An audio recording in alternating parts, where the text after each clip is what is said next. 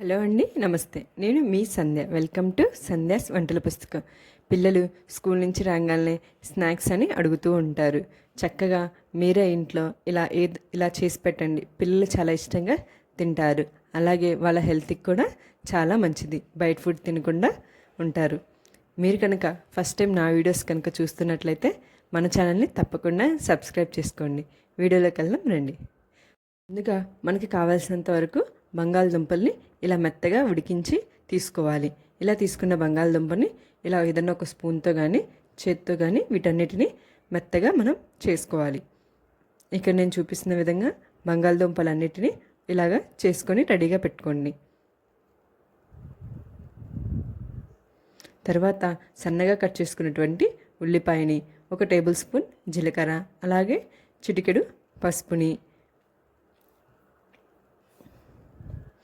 కొంచెం ధనియాల పొడి, అలాగే చిల్లీ ఫ్లేక్స్ని ఒక 2 టేబుల్ స్పూన్ వరకు తీసుకోండి. ఆ తర్వాత 2 టేబుల్ స్పూన్ల వరకు బియ్యం పిండిని కూడా ఇందులోకి యాడ్ చేసుకోండి. సన్నగా కట్ చేసుకున్నటువంటి కొత్తిమీరని కూడా ఇందులోకి యాడ్ చేసుకొని రుచికి సరిపడినంత వరకు సాల్ట్ని తీసుకోండి. వీటన్నిటిని ఒకసారి బాగా కలిసే విధంగా కలుపుకోవాలి. ఇక్కడ నేను చూపిస్తున్న విధంగా బంగాళదుంపకు అంతటికి పట్టే విధంగా బాగా కలుపుకొని రెడీగా ఉంచుకోవాలి.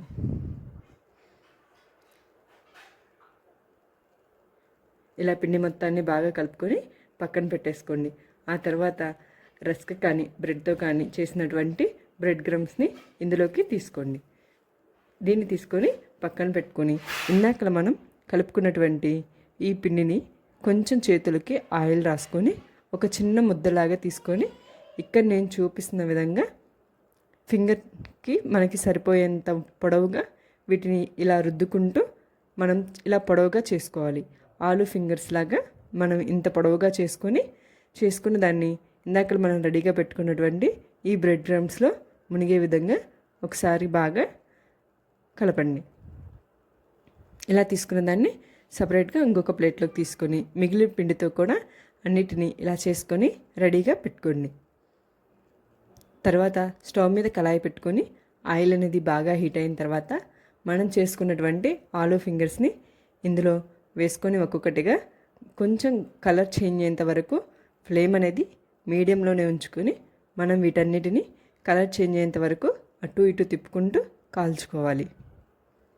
ఇలా కలర్ అంతా చేంజ్ అయిపోయిన తర్వాత ప్లేట్లోకి తీసుకొని సర్వ్ చేసుకొని పిల్లలకి ఇవ్వండి. పిల్లలు కూడా వీటిని చాలా ఇష్టంగా తింటారు.